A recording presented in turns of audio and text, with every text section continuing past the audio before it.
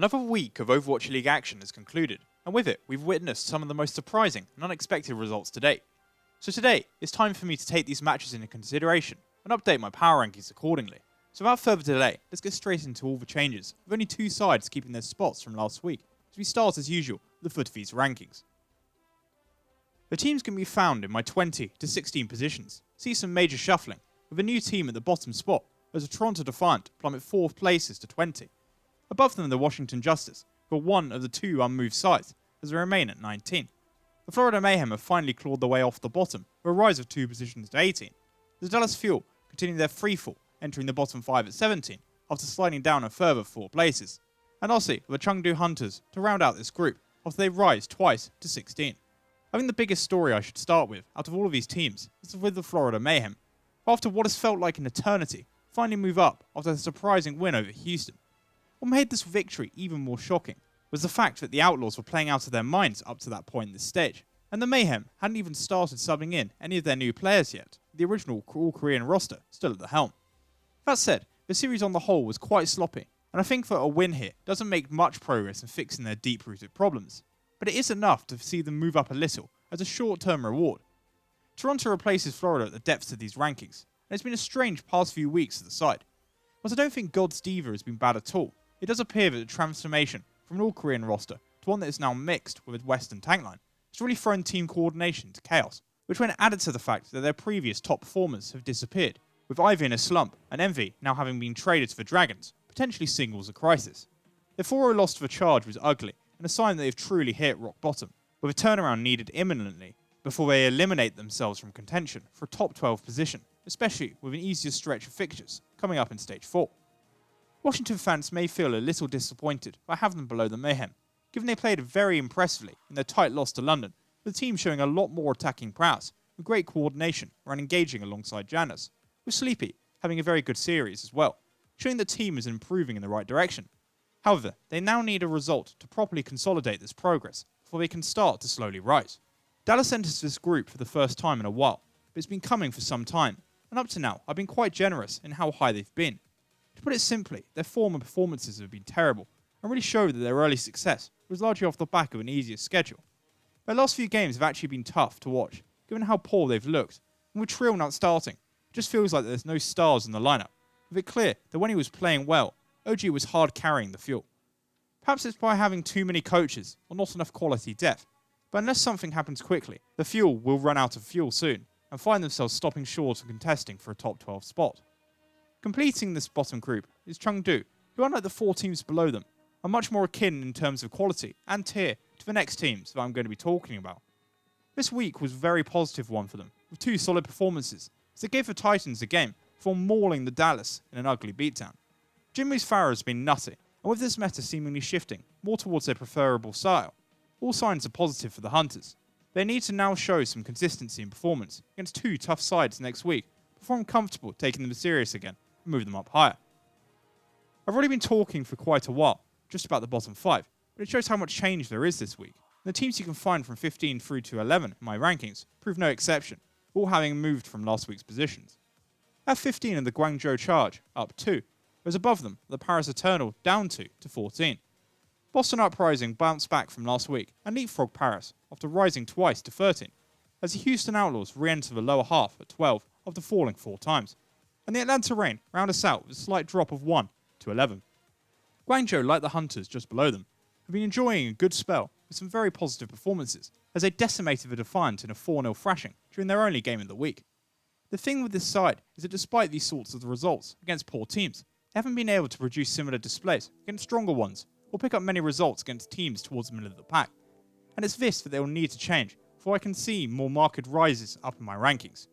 Paris and Boston are on opposite ends of 2 place position changes, with the Uprising finding themselves above the Eternal due to their 3-2 reverse sweep win against them this week. This may seem harsh on Paris, as they were clearly the strongest side, taking the whole series into account, but I do worry that their collapse mentally will have a major effect on the side, with some tough fixtures coming next week. Boston meanwhile recovered with this result after looking like they were about to hit rock bottom themselves. It should be clear to the coaches that it was silly of them to have subbed out Kelix and Name God. It appears that the team is starting to grasp a better understanding of the Hackfist comp, with Fusions and Blase coming in clutch for the side, as as they were able to rekindle some reverse sweep magic for the side, but steady as the ship. Above this pair of teams are the Houston Outlaws, who were looking just as strong again after a convincing win over Paris earlier in the week, as their reign of Sombra Goats terror continued. And then they played Florida, and lost. I mean, what else is there to really say, except they had their chance to really excel this stage, and they might have blown it, thanks to a sloppy and overconfident performance against what was considered the worst team in the league at the time. A fall this far is their punishment. Rounding out the bottom 10 is Atlanta, who again just fell short against a slightly easier but still tough opponent in Philadelphia. I just don't know what to really say about this team. They're doing so many things right all round, but time and again, they just can't seem to get the job done when it matters most. And their matches during their homestand will be a true indicator as whether I've been generous in keeping them this high, despite 5 straight losses to top 10 teams. Now entering the top 10, there are some new fresh faces, which is good to see, as the Philadelphia Fusion return up 4 spots to 10. At 9 remain the London Spitfire, falling 4 positions themselves at the LA Gladiators at 8, as the Shanghai Dragons sit just above them after a 2-place fall to 7. And this group has ended with the LA Valiant, who are the big movers this week, up 5 spots to number 6 in my rankings. Philly perhaps might sit a little high here, but as usual they continue to pick up wins against teams perceivably weaker than them at the bottom and nearer the middle of these rankings, whilst then falling convincingly to the top sides. They seem to be becoming more comfortable with running Sombra Goats, and to his credit, Sad has been making noticeable improvements in his play. But right now, they perfectly sum up what it means to be a mid-table side, just above the side they defeated. London had an interesting week, with once again a lack of consistency, almost costing them, as they first almost took down the New York Excelsior in a 5-map thriller. Their DPS comps looked very sound, before then looking largely second best, surprisingly against the Justice, who only just managed to beat in the end. But I don't really see how I can move them up or down. At 8 and 7, the Dragons and Gladiators see falls out of the top 5 after mixed weeks. Shanghai find themselves ahead of the LA side due to their victory over them, which once more showed their ability on the sorts of comps that increasingly are becoming meta, with solid Sombra and DPS play. The Gladiators, meanwhile, for the past couple of weeks, have just looked a little off the pace, not really well equipped to deal with these sorts of comps. Jumping ahead of both, however, is the other LA side, the Valiant, after they took down Shanghai at the beginning of the week, before sending the league and Twitter into a frenzy by defeating the Vancouver Titans, handing them their first regular season loss of the season. In both series, their play around Sombra was extraordinary, with Shax playing the role really well, but the star undoubtedly has been Kareev, whose Ana play has been out of this world at times, taking over games on its own. It would be completely understandable for people to want to see them higher, but want to be able to see this consistency in this next series, as well as see how the Titans play before I do, so I do think it might be forgotten how poorly Vancouver played in this series, some very unexpected coordination issues. It might show a general weakness to Sombra Goats, or just that under pressure they overthought their strategies and were caught out by an excellent Valiant side. Finally, there's the top 5 that sees plenty of change, with initially the 5 and 4 positions being occupied by the Seoul Dynasty and Hangzhou Spark, after rising twice each. At 3 are the Vancouver Titans, who fall from the top spot again, who overtaken with the New York Excelsior up 1 to 2, as San Francisco reclaim the top spot after moving 1 place themselves. Hangzhou in my mind are clearly up there right now with the 3 teams above them, with their play around Goats being extremely impressive, with every member of the side playing very well, with IDK and Gushui in particular the standout stars, challenging for regard among the best at their respective positions. Yet at times they looked flummoxed against the crazy factory that is Seoul. Nevertheless, should these displays continue, if a team like Vancouver trips up again, they are positioned to take their spot. As for the Dynasty, I honestly don't know what to tell you. One minute they look terrible and out of their depth, and then another roster later they look like world beaters.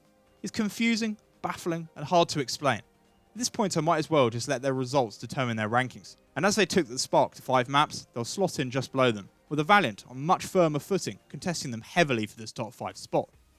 I'm not actually going to spend too much time on Vancouver, as I think their next series tells us a lot more about them than this one, as they didn't look themselves, which was strange, as it wasn't like they were facing a revolutionary style from the Valiant.